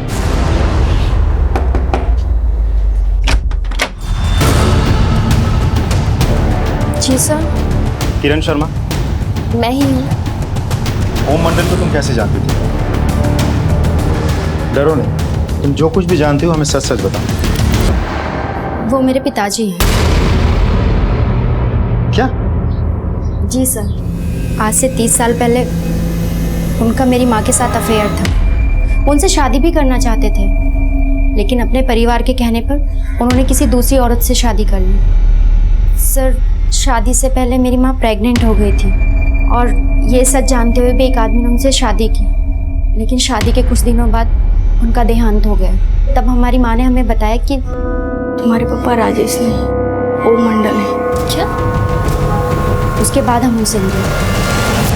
सर, पिछले 14 सालों से उन्होंने हमारी हर ज़रूरत का ख्याल रखा और हाँ, उन्होंने अपने कुछ पैसे भी हमें रखने के लिए दिए थे।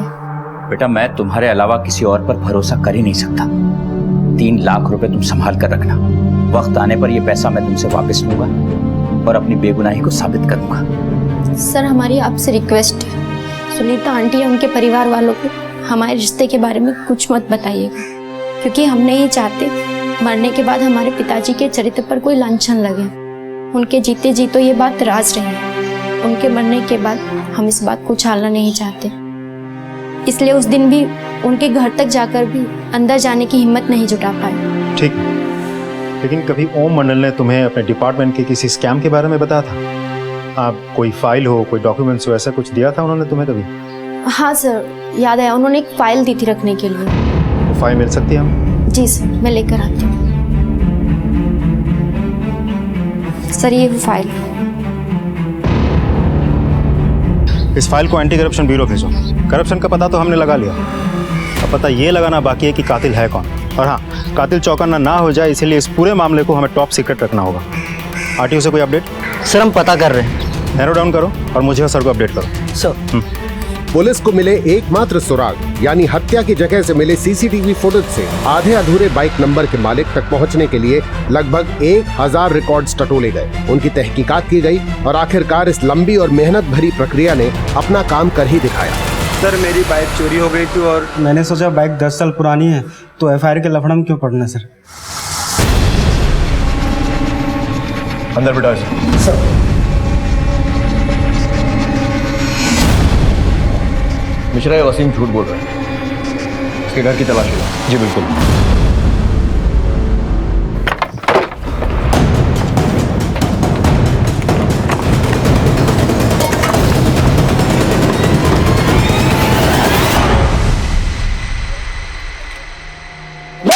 सर, मुझे नहीं। मिश्रा, क्या रे वसीम? सर, बाइक मैंने रवि को बेची थी सर। जिस बाइक के लिए लोग 20,000 देने को तैयार नहीं थे सर, उस बाइक के लिए रवि ने मुझे 50,000 दिए थे। क्यों? मुझे नहीं पता है सर। तेरा यह दोस्त रवि कहाँ मिलेगा?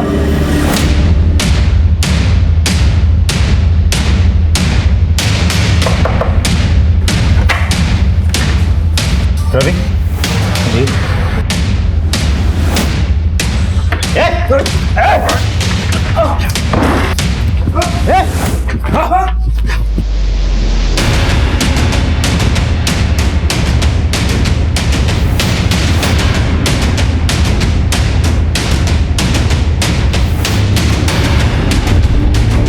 पुलिस ने कत्ल के मास्टरमाइंड का पता लगाने के लिए रवि से जुड़े हर इंसान तक पहुंचने की कोशिश तेज कर दी।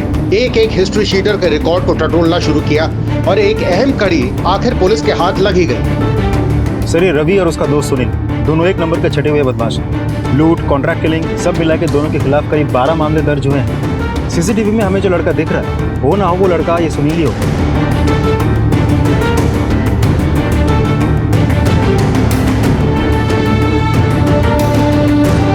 सुनील किधर रहता है? सर, वो इस तरफ रहता है सर।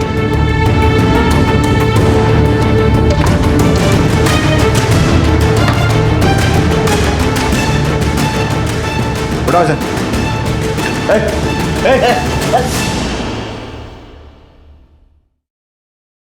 सर ये तो कुछ बोलने को तैयार ही नहीं है।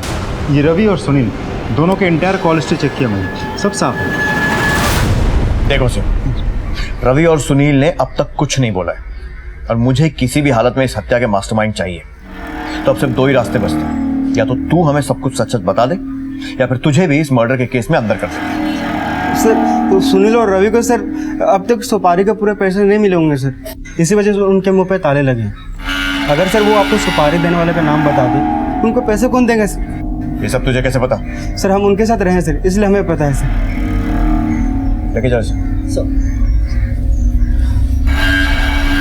वर्मा का शक्कर का पता लगाना है तो चीटी को खुले में छोड़ना ही होगा। सुनील, खुशखबरी है तेरे लिए, साहब ने तुझे छोड़ दिया। अब क्या करे, सीसीटीवी फुटेज में तू दिख नहीं रहा है, तेरे खिलाफ हमारे पास कोई सबूत है नहीं। ऐश कर। सर हम पहले ही बोले थे, हमने कुछ नहीं किया सर। जा। धन्यवाद सर।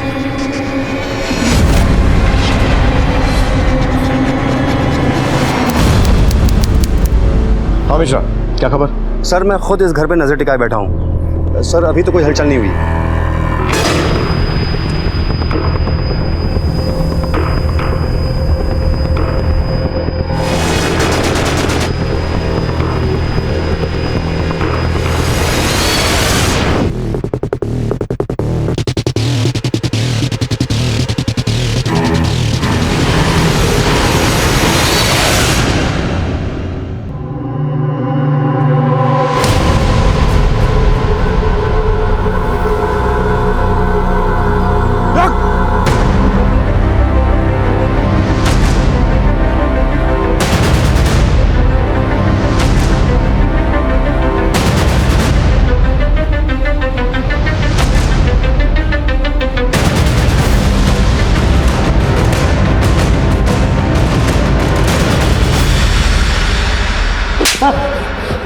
चल बता, क्यों मारा अपने बाप?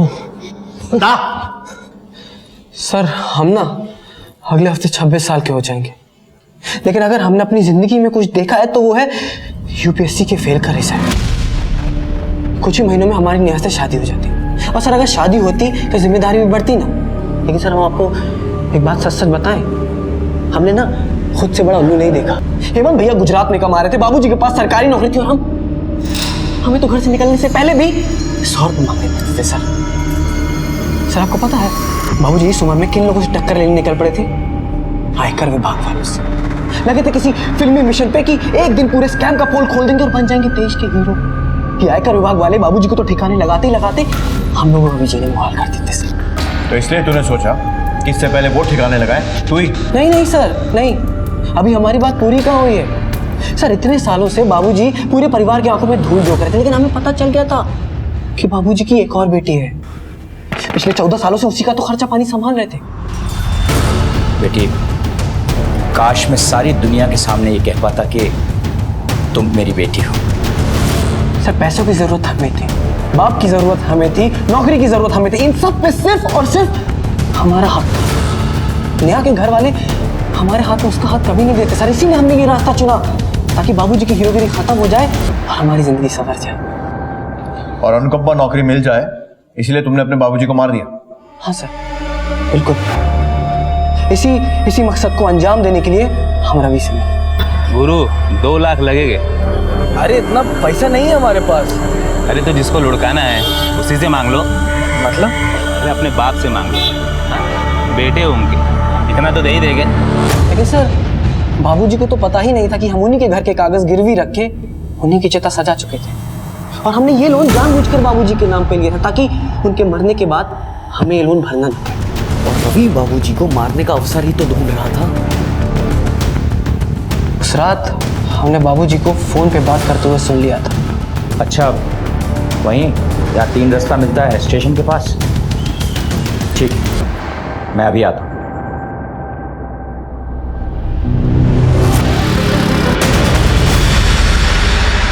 हमने तय किया था कि जैसे ये काम खत्म हो जाएगा हम धीरे धीरे करके रवि के पैसे 2 महीने में चुका देंगे। लेकिन आप लोगों ने जैसे ही सुनील को छोड़ा, उसने तुरंत किसी नए नंबर से हमसे पैसे की मांग कर दी। वो शायद यहां से नेपाल भागने की फिराक में था। इसलिए हमसे पैसे मांगने आ पहुंचा और हम फंस गए। जिस नौकरी के लिए इतनी बड़ी साजिश की थी ना, अब जेल की सलाखों के पीछे बैठकर उसकी याद कर। पवन की विकृत सोच ने उसकी जिंदगी बदल कर रख दी। इन सारे मामलों में सबसे ज्यादा नुकसान में रही सुनीता, जिसने अपना पति खोया, बेटा खोया। लेकिन ओम की मेहनत और खून दोनों ने ही अपना रंग दिखाया और टैक्स डिपार्टमेंट का स्कैम अब हर न्यूज चैनल और न्यूज़पेपर की ब्रेकिंग न्यूज बन चुका था और पुलिस ने मुजरिमों को गिरफ्तार कर लिया। जो पिता अपना ही मकान गिरवी रख के अपने बेटे को कारोबार के लिए रकम दे सकता था, वही पिता शायद खुल के बात करने पर पवन की हर समस्या का समाधान भी दे सकता था। इसलिए आपस में खुल के बात करना बेहद जरूरी है। क्राइम पेट्रोल्स के और भी दिलचस्प कहानी देखने के लिए हमारे चैनल को सब्सक्राइब करें और बेल आइकॉन दबाना न भूलें।